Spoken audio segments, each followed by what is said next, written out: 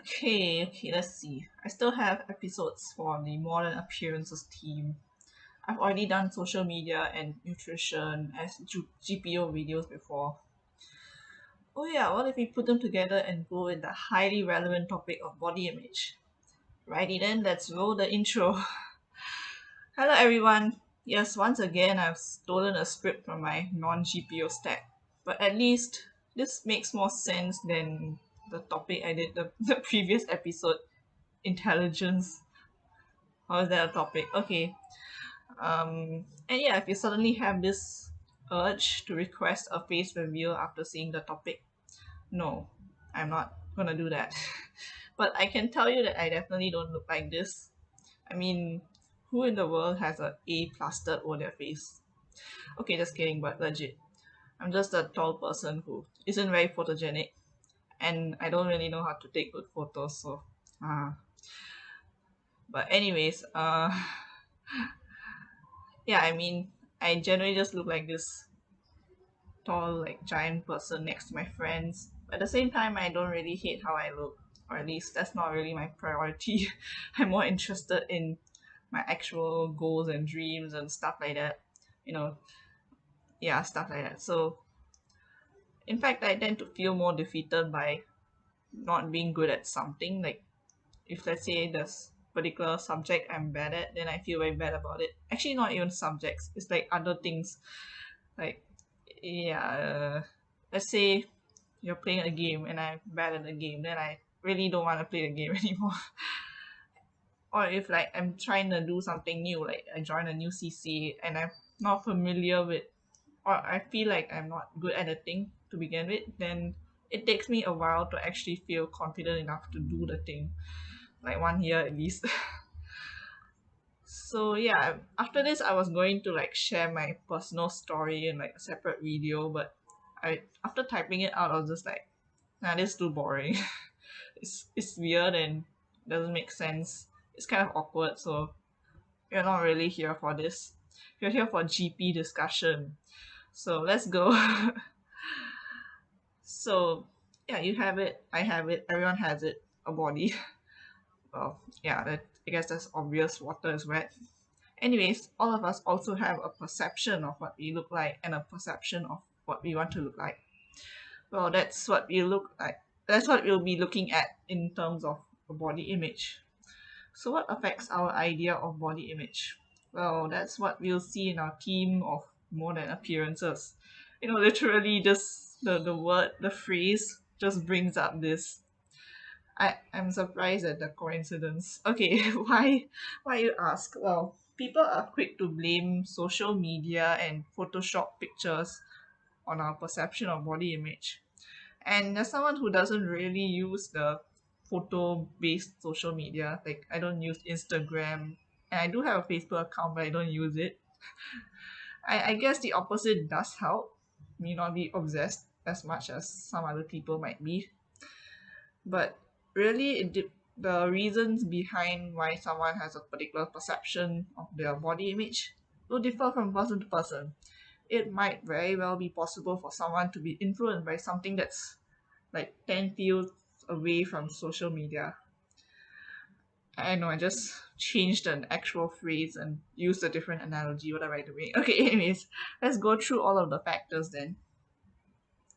But since we did start with social media, let's start with that elephant in the room. I mean, everyone definitely will blame social media on people having a negative body image and stuff like that. You know why? Well, more than ever, we care about our online life as compared to our offline life. And, we have this wonderful pandemic going on. Doesn't help things in that particular line of argument. And with the technology that we've had, like the new filters and the new photoshopping devices and the short attention spans that for some reason we have all become very lacking in attention spans as the years go by. We all try to captivate people as quickly as possible on social media. The problem though is that some are more successful than others at doing this. Those who have the looks, the best filtering or Photoshop abilities, and the most connections get the most likes. Well, is this statement true? It is my opinion, but I guess it is somewhat true to some extent. Though there is an exception, which is TikTok, which seems to work well for the underdogs. So people who are quite talented but are not exactly celebrities can still make it big on TikTok. That's what I've learned from watching this documentary by CNA on TikTok. Eh. And to any impressionable person, well, I'm not going to stereotypically say it's only the teenagers or the young people who are affected by this. Anyone who is impressionable enough, which is a lot of people. The most popular posts seem like the most correct, with apostrophes posts. So let's look at some ways this can happen. As I mentioned earlier, there was this mention of technology, and the technology that I remember the most of with regards to social media is filters. The Snapchat filters, Instagram filters, even TikTok has filters. So people can either use funny filters, which I guess is okay, it's just a dumb trend that no one cares about. Okay, I mean a lot of people care about, but I don't care about it. But like those funny thing that make you look like you're some animal or something like that, that's okay. Or they may do the other kind of thing, which is presenting the best version of themselves online. So the second one is where things can go wrong. So you might be looking at a Photoshop influencer image, and it's not like you can tell the difference sometimes. Sometimes it can be really good Photoshop to the extent that you don't even know that it's Photoshop. And then you'll be like, oh my gosh, why is this person so perfect?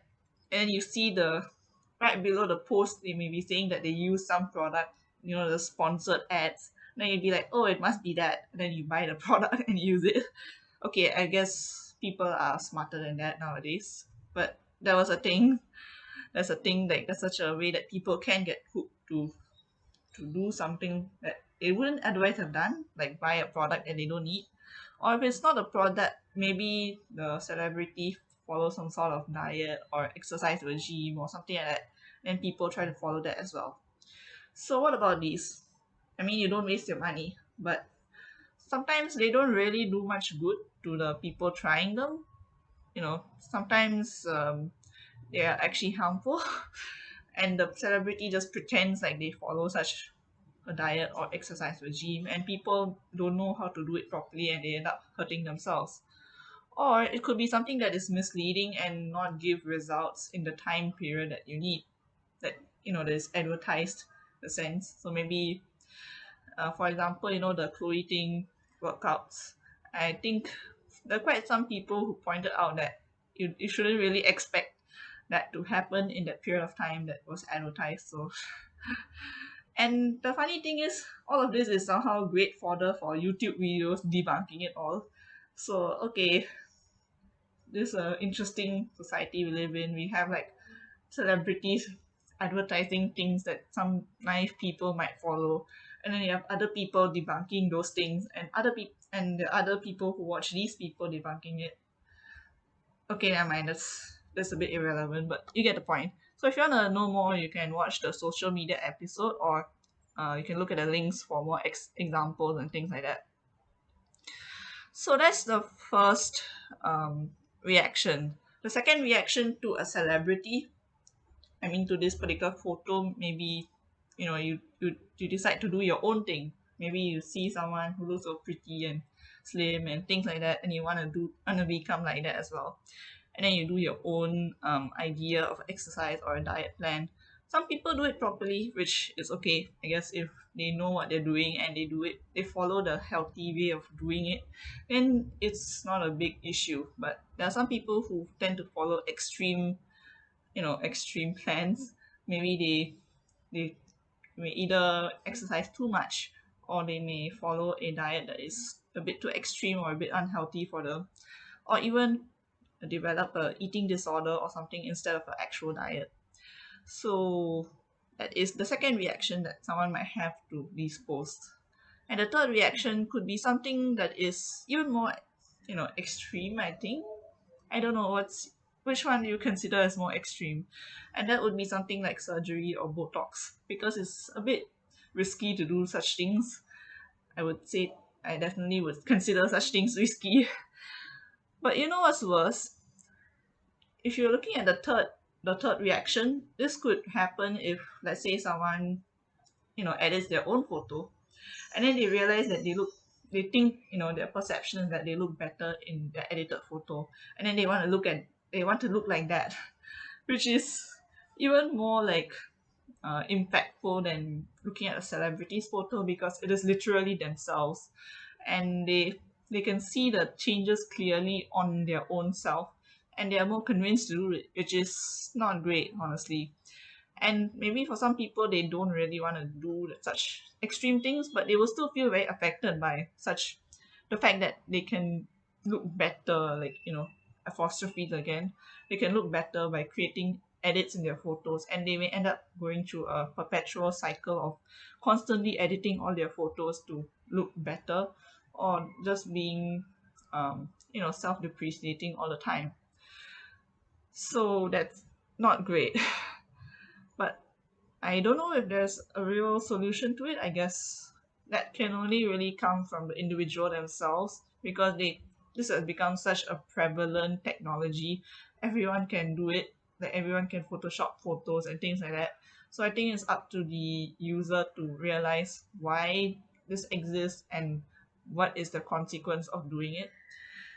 And if they must feel confident of themselves, maybe, I mean, it's not wrong to like edit your own photo or anything, because it's kind of like if you wear makeup, you also kind of edit yourself a bit. But the yeah, so this like similar to that. But instead of considering it as, oh, this is definitely how I should be, you should think of more like, this is how I present myself online, but it's not necessarily how I need to be. That kind of that's what I think would be the best way to approach it. Right, so now let's move on to the next factor, which I think is also maybe something that comes to your mind: traditional media, or things like models and things like that. So before the high rising popularity of social media, there were magazines and good old TV. So in movies, adverts, and shows, we are presented with many attractive people who, some of them will have access to personal trainers and, expensive like diet things that they can, like people who take care of their everyday stuff for them, so they don't even need to worry about it. Or they may go through expensive treatments and surgeries to look their best. And that is a bit hard for the rest of the people to do. Or they could have some people who are actually forced to follow like a harmful restrictive diet to be able to do what they wanted to do, like for people who are like models or even K-pop idols.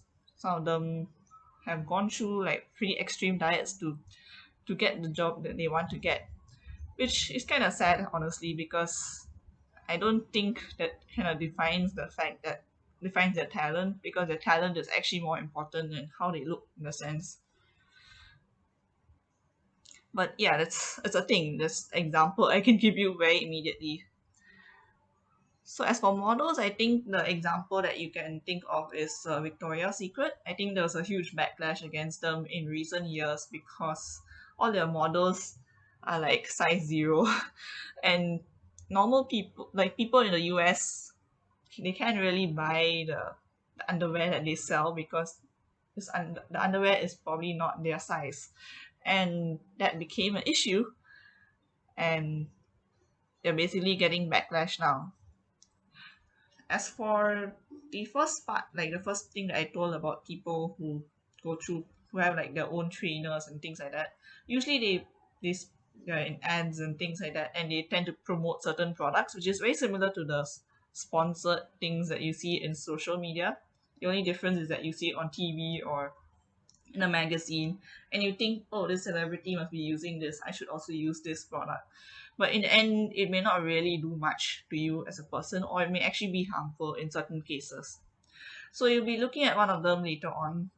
I think I might have actually mentioned this in some other episode. I don't know, I'm not sure. Let's see. But of course, things are changing. We know that. Like, we see people of all kinds, especially with the rise of YouTube. I feel like YouTube does contribute to a bit to the fact that there's a lot more diversity of opinions and lives that we get to see. and there's more personal looks into their lives, because in YouTube people tend to vlog, or they tend to be more personal with their audience. And there's some random insect on my computer, but okay, never mind.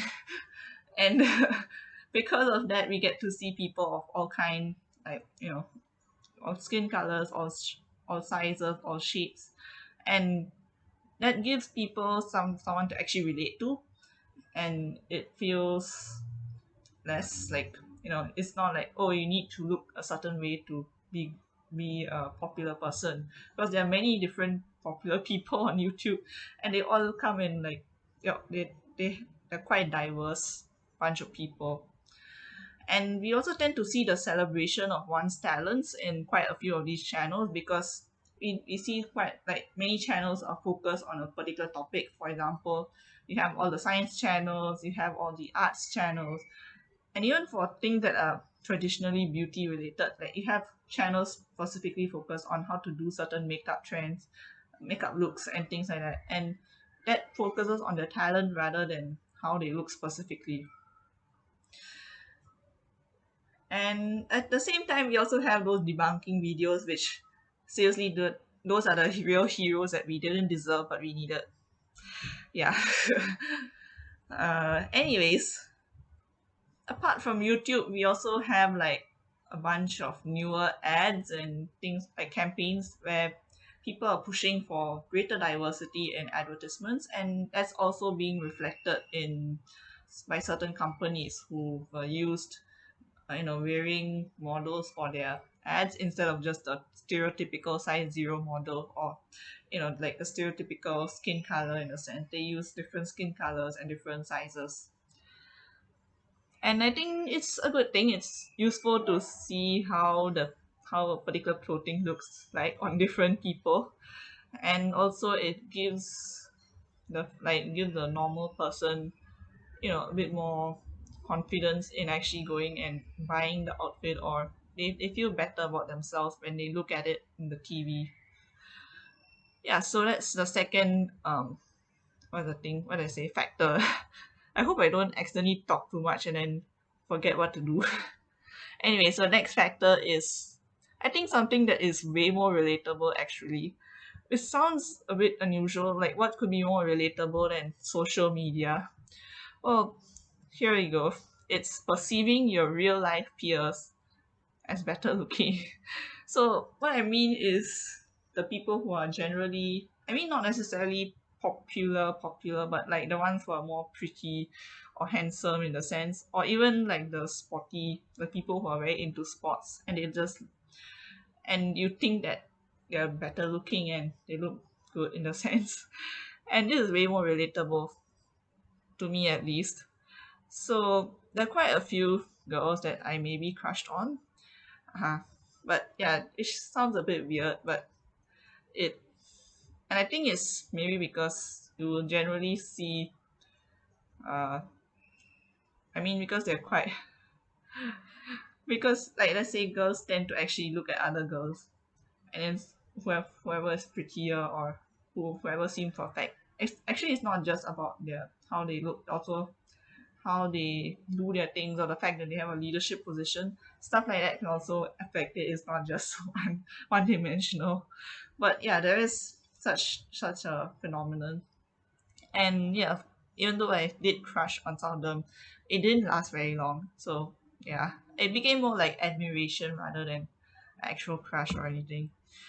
And stuff like this is more impactful purely because we see that person every day in school.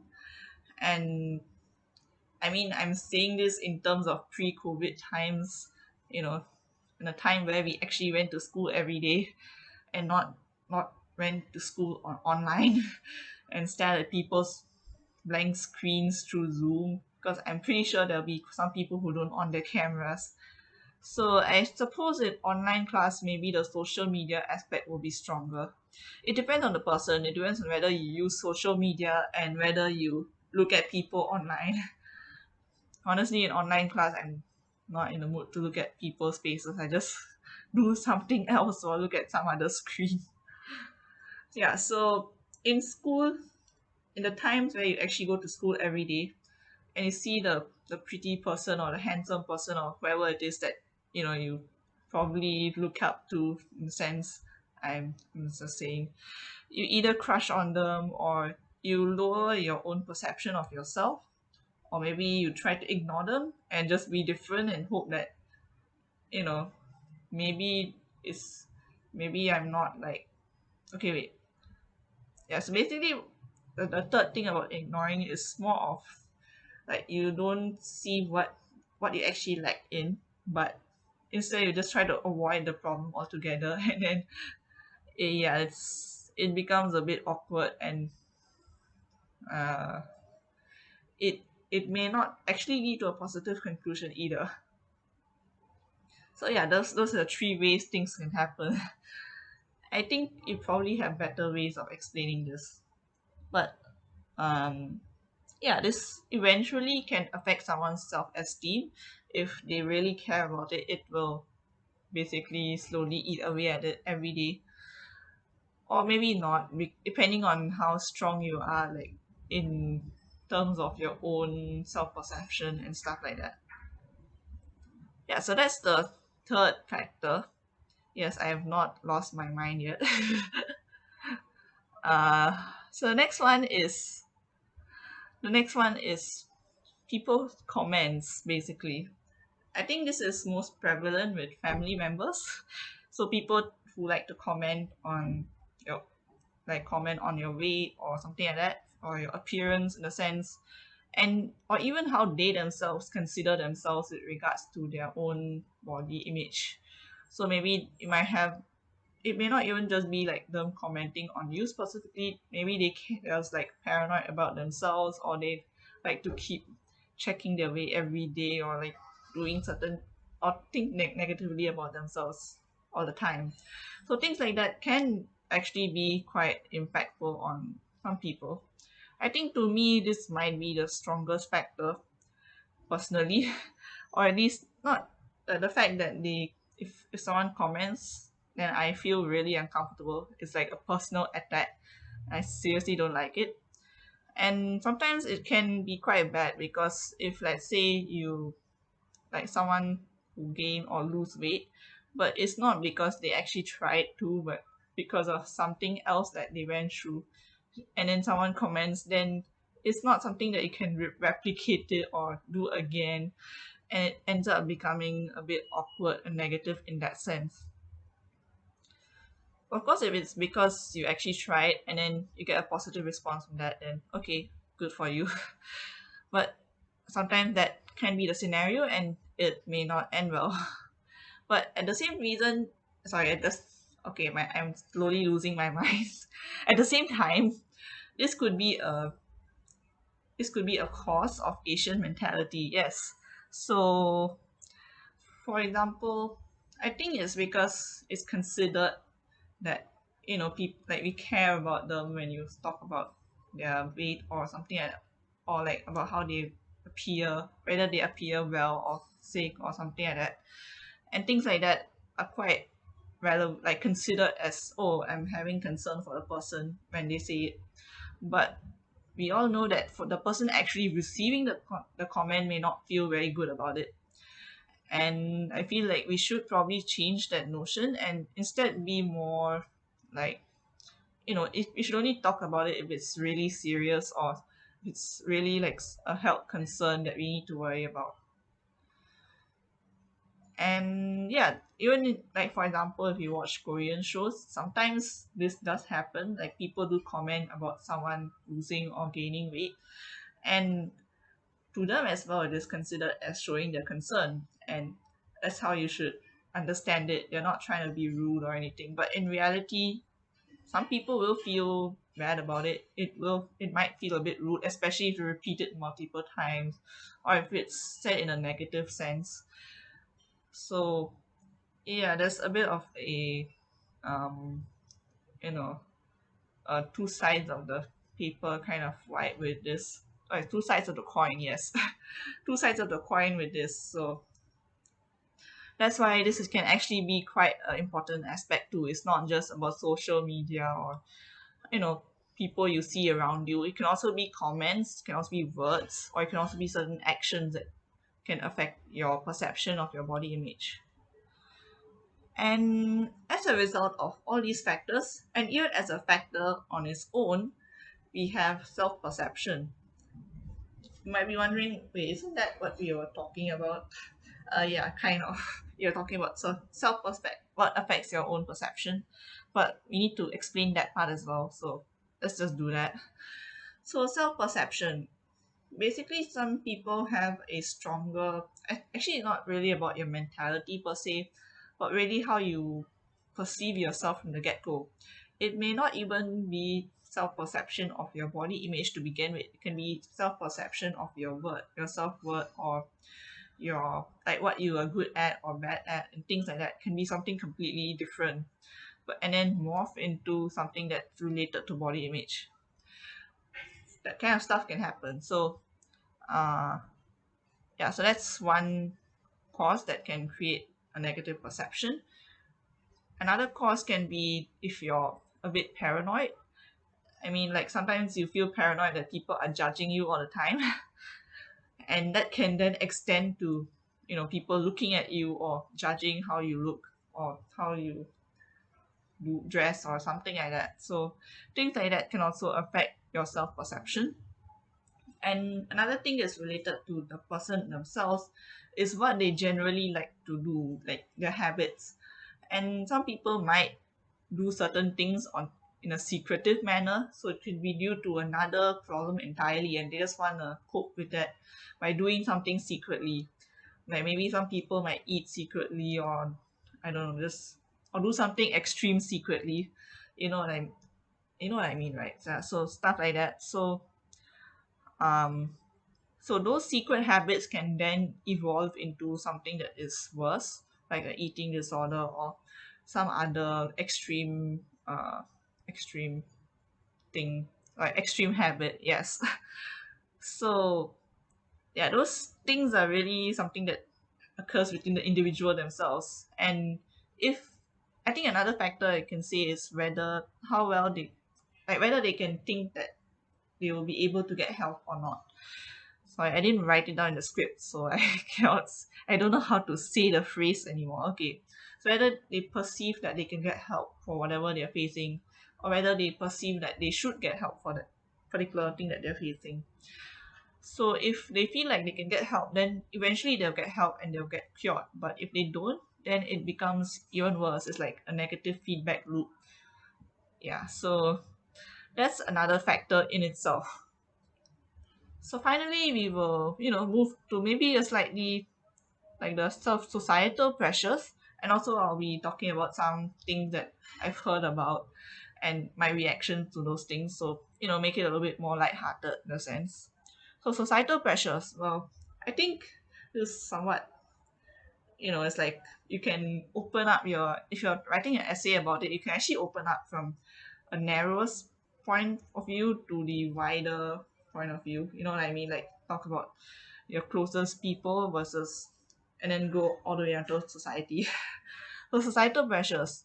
In different societies, there are different perception of what is considered beautiful or handsome, and because of that, there are certain pressures to conform to the societally perceived beauty. And many a times, the societally perceived beauty is actually how those who are in the highest class, basically the ones who are really rich or the ones who have the most power, uh, tend to look like. So in certain societies, fair skin is seen as like very beautiful, or in certain societies, wasn't like US, the opposite may be true. Like, people find, like, suntan kind of skin very beautiful. So, there's completely different ideas of what looks good in different societies. And likewise with body types and things like that. So there's a lot of variation with regards to society.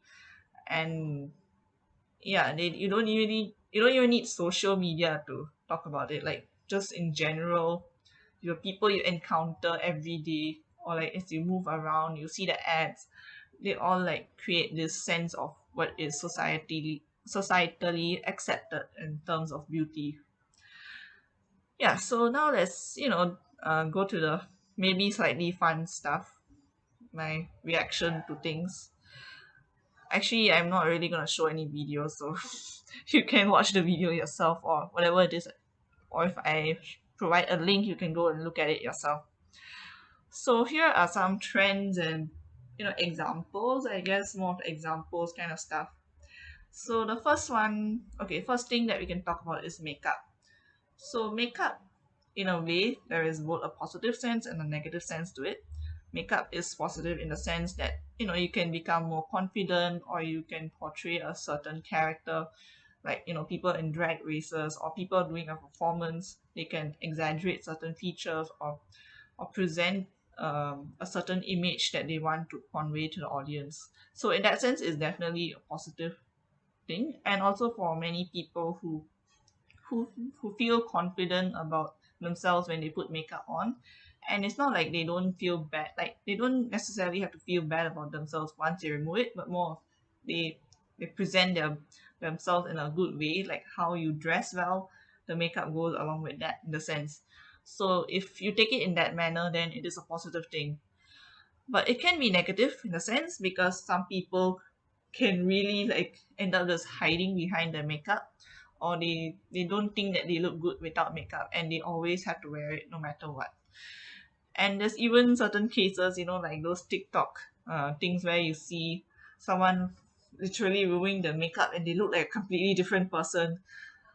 They should probably just be those makeup artists in movies. I think they'll earn a lot of money there. They can make someone look completely different. It is crazy. Okay, so yeah, that's the first thing. The second thing is one of the things that was generally advertised in, I'm not sure how advertised it is now, but in India, there's quite a few things like skin whitening creams that are advertised. I don't think it's just in India though. I think it's in quite a few places that these things are advertised. And apparently, I remember watching this documentary thing by a Canadian, I think it's a Canadian show, a channel, a Canadian news channel, and they showed that these screens can actually be a bit dangerous to use. So you shouldn't be using them, whether you like even if you want to look fairer, don't do it. Apparently, they're quite dangerous. And yeah, that's the second thing. The third thing is actually quite an interesting thing to talk about, which is the body positivity movement, which I think is most prevalent in the US. So at the beginning, it seemed like a good thing, but over time, there have been quite a few cons to the whole movement as well, which I will explain soon. So the body positivity movement in US was kind of because there's a lot of like a lot of people are like the average weight there itself is kind of generally higher. I'm trying to be as polite as possible, but you get the idea. And because of that, many people felt really unhappy about the fact that you only see models and things like that on the important places like runways and ads and things like that. So in the body positivity movement, it started off as we should appreciate all sizes and shapes and things like that. And in a way, it was good because it allowed people to get their get clothes in their size and to feel normal, have a normal life. But as it moved on, I mean, it did involve some celebrities who are quite obese, like some of them are obese or overweight, and they were like the face of the body positivity movement. And it ended up coming up with this other message, which isn't such a good message, which is that let's say if you're obese or overweight, you should be happy with it and not do anything about it. Like there's this implied notion that comes with it. It's that ends up becoming a negative thing because people will then just not care about actually trying to become healthier or things like that. Rather than that, if let's say I think originally there was another like a better message where, or even people who are obese or overweight can become healthy or can you know you know do exercise and normal things and be healthy instead of doing extreme things to in order to lose weight, in the sense, in that sense, then it's a good thing. But it eventually became a scenario where, oh, just accept it, you don't need to do anything about it, kind of a vibe, which obviously goes against the whole notion of doing the body positivity movement. So yeah, there's pros and cons to this very thing. So it's an interesting example to take note of. Okay, so the next example we can look at is plastic or cosmetic surgery.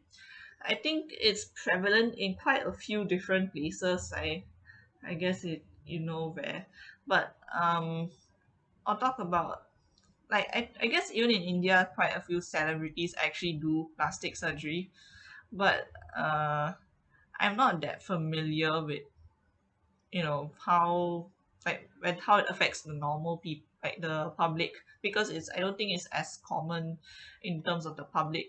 But in places like US and Korea, it is quite common even amongst the public, like normal people who are not celebrities in a sense. And that's why I would focus on those two countries. So in the US, I think the US really has quite a few unusual stuff that they can do in terms of surgeries. And I am not actually that familiar with it, but there are quite a few celebrities in the US who have done plastic surgery, and there are many people who have done it too, and stuff like that. There's even videos of people who show how it feels like to go and be evaluated by a plastic surgeon. Even though they don't necessarily want to get plastic surgery, after that they feel less good about themselves. They feel a bit insecure, and it's a bit kind of it's a very unusual thing. Yeah. So that's I mean, the US also has some unusual stuff. Like, I think you've heard about this. There's this thing called, I think I've actually mentioned it before. There's this thing called, like, Brazilian, like, butt lift or something like that. So, like, they inject fat into the butt to make it bigger. And that is weird and also very dangerous. So, I don't know why people do that. But anyway, there are lots of crazy people everywhere, so I don't know. But USA aside, you can talk about Korea as well. Korea is also very famous for plastic surgery. And I think there are lots of people who literally go there just to do plastic surgery because they're quite like reputable in a sense. And I think one famous one that people talk about is the double eyelid surgery, because in Korea that's seen as a symbol of beauty. As you tell, societal pressures is different in each place. So to them, double eyelid looks nice. So yeah, so things like that is very popular in Korea. Oh yeah, there's something that I remember which is quite funny. Like one time I was in, like, Vietnam, and there were some Korean tourists coming there, and then they decided they wanted to take a picture of me with me. I don't know why. I have no idea. Maybe because I'm just this tall. Like, I'm like this tall, confusing person in the midst of nowhere. Yeah. Anyway, that's weird. Okay, so it's not even relevant to this. So the next one is oh yeah, so this the next example here is something that's really extreme, and I've actually heard about it before, and then I saw this documentary talking about it, and I was very curious to see what they would say in the documentary. So there's this documentary by CNA which talks about the practice of leg lengthening. Yeah, so if you don't understand what that means, is basically it's done in India apparently. So it's actually a procedure that was originally used for correcting deformities. So let's say if you were born with a certain deformity, or if you got in an accident and your bone is mangled up, then this will help to straighten it and restore it to the proper function. So, but people kind of use it for this particular surgery called length, which is to lengthen the leg. And what they do is they break the leg on purpose. Yes, they legitimately break perfectly good bones, and they put a rod inside the bone, and on the outside there's a bunch of screws and things that you can adjust. So inside there'll be like a little gap where the brick is, and you can lengthen the stuff outside to make it slowly longer and longer. And then whoever gets the surgery has to do some physiotherapy, and the bone will grow and fill up the gap. So that's how it works. It sounds scary, honestly. I'm like wondering how people even get the idea to like go and do this. And the reason why people do this is because they want to be taller. I guess that makes sense, right? Yeah. So, and you might be wondering why would people want to be taller, especially since some of the clients are already a decent height. They're not like super short or anything. Well, it's because in India, I believe that there's all these matrimonial sites, and we still have a lot of arranged marriage and stuff like that there. So there is this general consensus that the girls usually prefer their partner to be taller than them, and in this case, the partner is usually a guy. So they prefer the guy to be taller than them, and since not all the guys are actually taller than the girls, it ends up being a bit of a self-confidence issue for some of the guys who are okay, like they're not super short but they aren't like super tall either, and they want to be really tall, so they end up going and doing the surgery. But of course at the same time, you don't really expect it to be a very huge number of people. It's not a lot of people, because even the doctor who does the surgery on them kind of tells most of them that he cannot do it for them, because it's kind of risky and it's not worthwhile going through all that pain and stuff like that just to become taller. So yeah, honestly my reaction is it sounds very scary to me. Like I get scared over getting my blood drawn for like blood tests, because it's so hard to do it.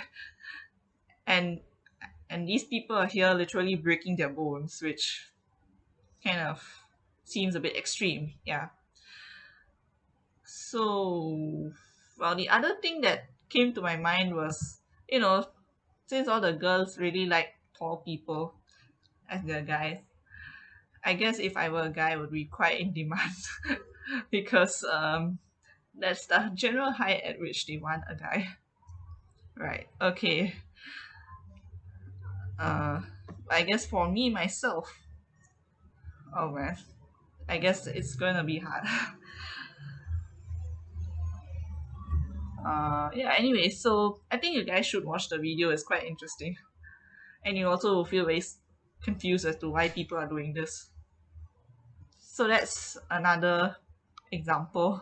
I think you probably may not have even heard of this. So if you write this in your essay, you'll probably be like, "Oh look, I got a weird, unusual example." There we go. So the next example is this one is a bit more normal sounding. Like you've heard of it, maybe you definitely heard of it, which is, instead of looking at girls specifically, it's usually more common in guys, and that is using steroids to become buff quickly, aka stuff like testosterone, which is actually just a hormone, or actual steroids like other steroids that can be used. Actually no, testosterone can technically be considered a steroid, or okay, anyways, other steroids to enhance their muscles and become more muscular in the sense. And this is common among certain celebrities too. It's been done for, there are some people who cannot get the result they desire in time for a film, and then they do this. So this is also a common thing that happens.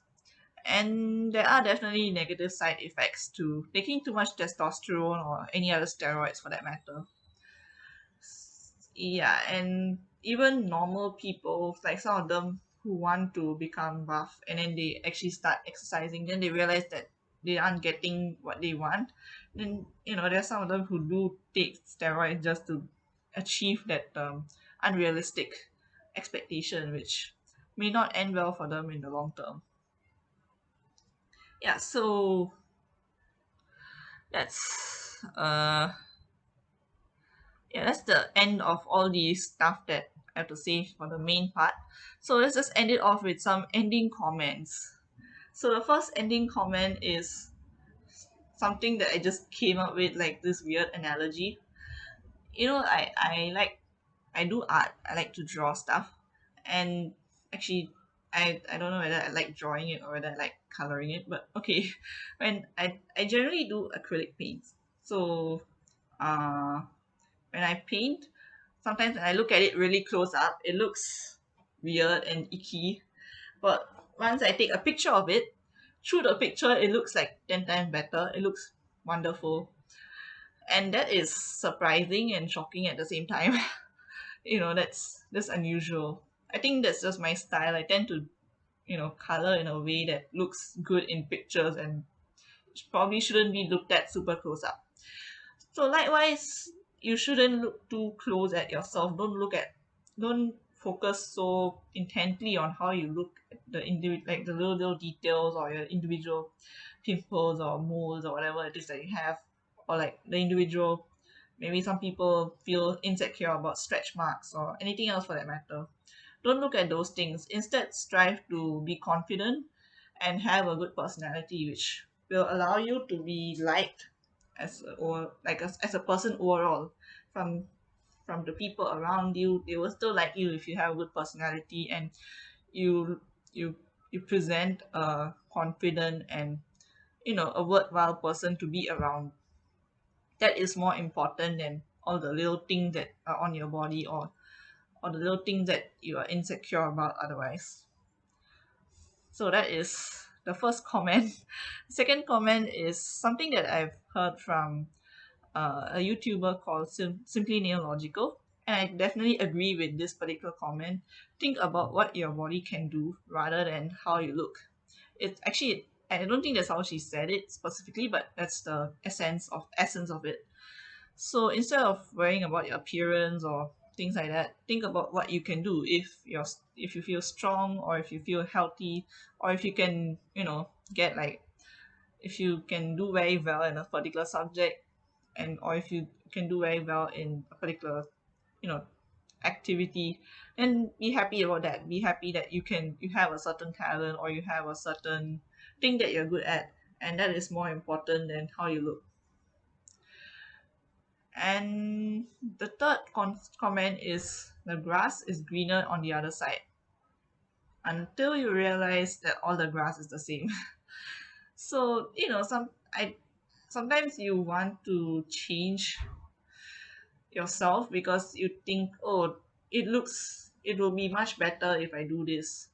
And then when you go to that side of the grass, like the other side of the grass, you then realize that, the side you were on wasn't half bad, and that was still pretty good, and you feel quite miserable now. And then you go back, and then you go through and through, and then you realize that at the end of the day, all the pros and cons, I mean, a lot of the pros and cons, the intensity might be different, but they all eventually like kind of balance out.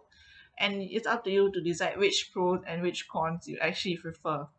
So there we go. Everything on the field is the same grass.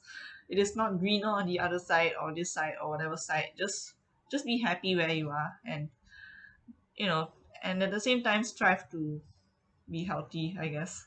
That is more important than how you look specifically. Yeah, so I guess we are done. It's 49 minutes. Great. 7 times 7. I don't know why I said that, but okay. Uh if you found this video useful, and you maybe slightly enjoyed the fact that my brain was just, you know not functioning halfway through, because the script is so long, and it is 8 o'clock, so 8 o'clock in the night, so I'm not exactly functioning properly.